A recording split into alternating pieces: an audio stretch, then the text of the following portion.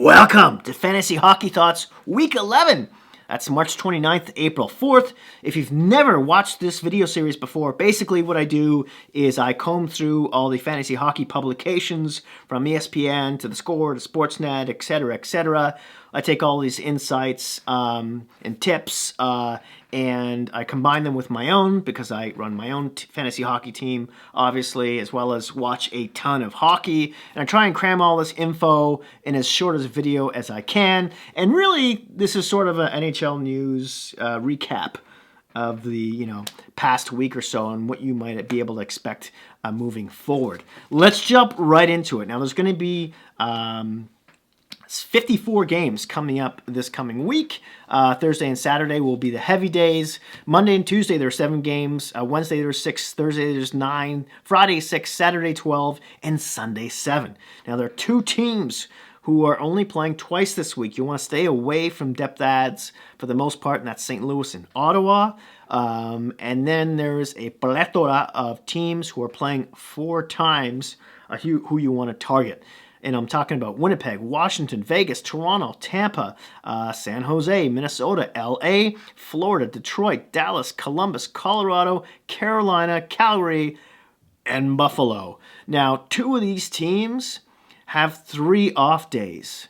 So they're playing Monday, Wednesday, Friday, Sunday.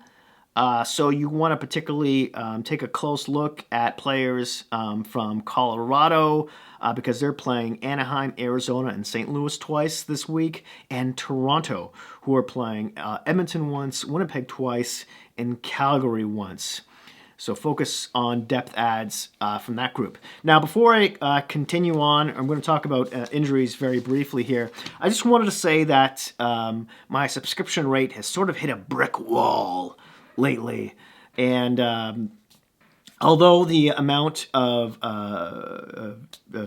subscribers who view the channel has risen, there's still roughly 78% of people who watch this channel who are not subscribers. So if that happens to be you, please drink the Kool-Aid. It's blue and the water's clean. I would love to have you.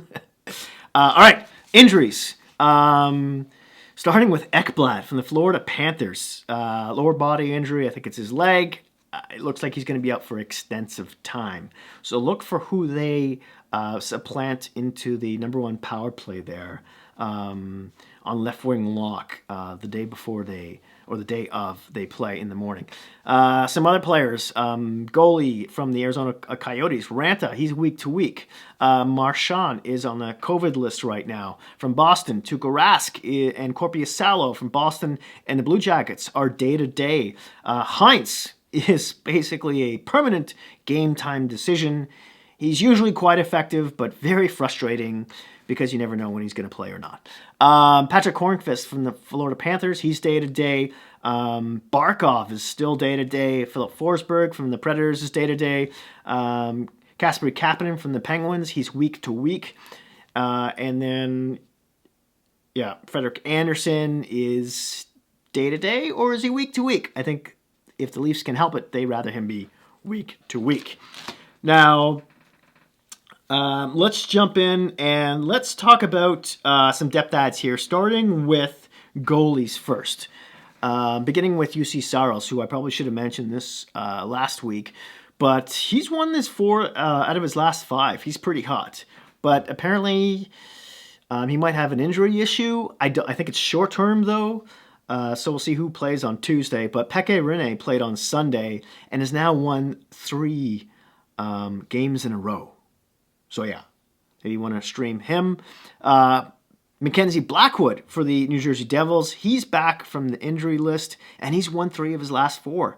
And he had a beautiful toe save against the Bruins on Sunday. If you haven't seen that, it's going to be all over social media. Check that out. Jack Campbell, who I keep on harping on for the past month or so.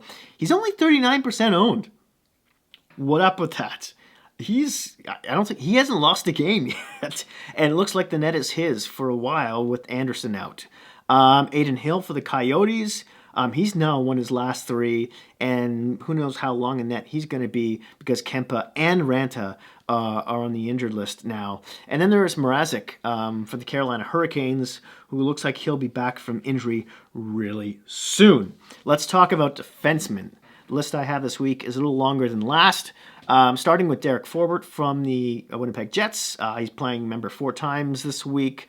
That's a good stream there, as well as Ty Smith, who's been really hot recently for the New Jersey Devils. Matt Dumba, he's back off the IR. Justin Schultz has been pretty good lately for the Capitals. Gostisfire, the Ghost, has been really hot. So hopefully if the coach doesn't decide to just randomly bench him for 3 games, or scratch him, I'd definitely take a look at him. Josh Morrissey, he's a bit up and down, really, and he's only 64% owned, as well as, again, the Peg playing 4 times. So Noah Hanafin from the Calgary Flames. Perhaps you want to think about him as a stream in deeper leagues. He was on the first power play, but not anymore. I think he's been replaced by Giordano. Maybe keep an eye on the ticker for that one. Ryan Graves puts up decent points, as well as Brett Pesce. Graves from the Avalanche. Pesce for the Carolina Hurricanes. He's had 3 points in his last 4 games now. Then there's Zdeno Chara, who's very hot and cold. Mario Ferraro for the Sharks plays a ton of minutes. Not much points, but he puts up a decent amount of hits and blocks. Speaking of hits, Nikita Zadorov for Chicago. He's always good for that. Stream him. And then there's Nicholas Hague, who's a decent option as well from the Vegas Golden Knights. Let's now start with the forwards. Beginning with Martin Netchas, who is only about 56% owned right now in fantasy leagues, which is baffling because he's been amazing for so long now. He's got 28 points in 30 games. He shoots a lot. I believe he's on the first power play and he's on the second line. So grab him if he's available. Gerard Mccann is now on the first power play for Pittsburgh with Kapanen out.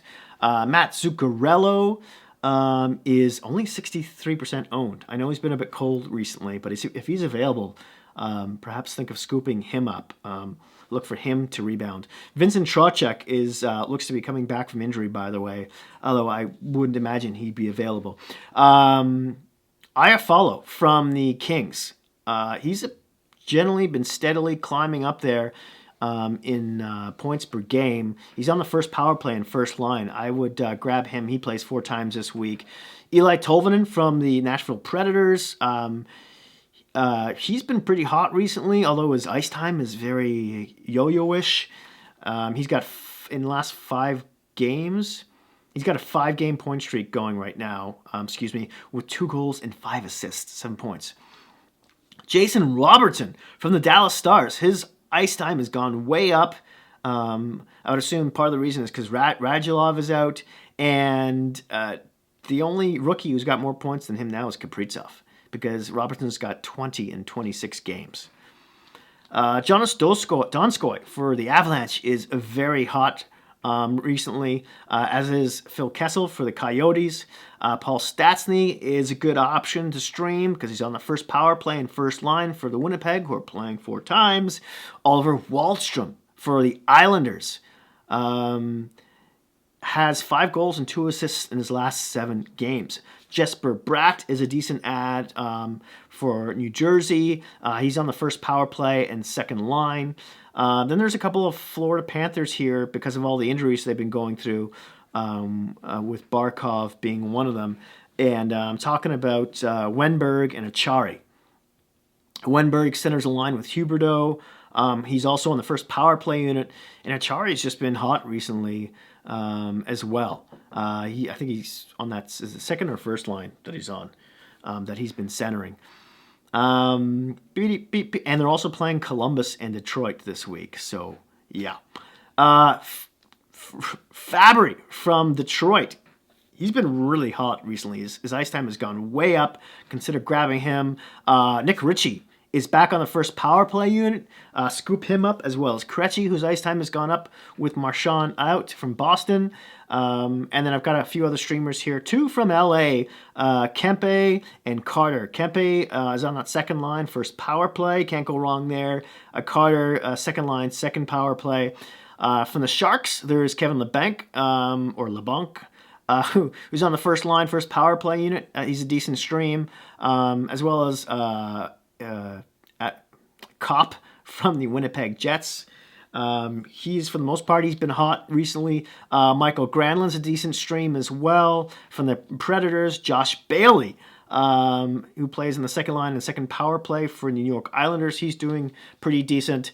And then, of course, there's Burakovsky from the Avalanche, who's a decent stream too.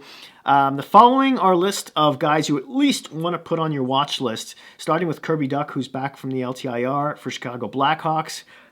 He could be a sleeper waiting to explode, although his last game he was meh against the Predators. Alex Galchenyuk for the Toronto Maple Leafs.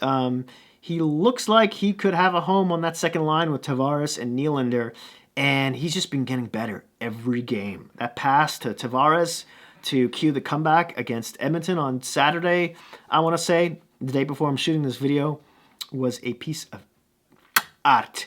Janae Kukanen, if I'm saying that properly, from the New Jersey Devils. He's on the first line, first power play. Wayne Simmons, who's on the first power play for Toronto. I could see him getting back into his game. He's looked better and better since he came back from that injury.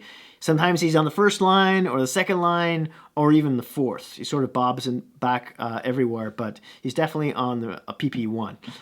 Eric Staal.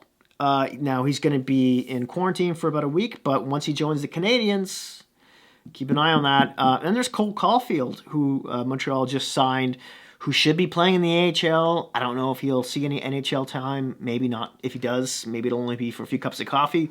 We'll see how that goes.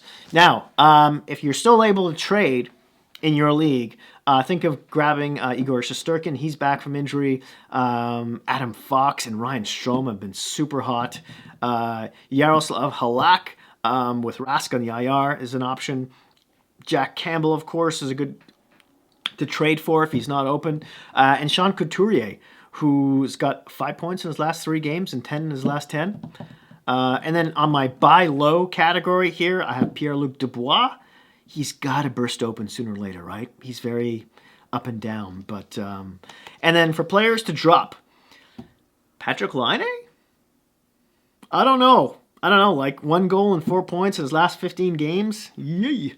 It's time to drop Jack Hughes, too, who's got only 2 points in his last 13. You can stream him if you need to be. Kevin Shattenkirk is just dead cold right now, even though he's on the first power play and plays a ton. Hoffman for St. Louis. Rasmus Dahlin is totally cold for Buffalo. Alex Lafreniere, I would only stream him, as I would Jaden Schwartz. Timo Meyer, his ice time has gone way down.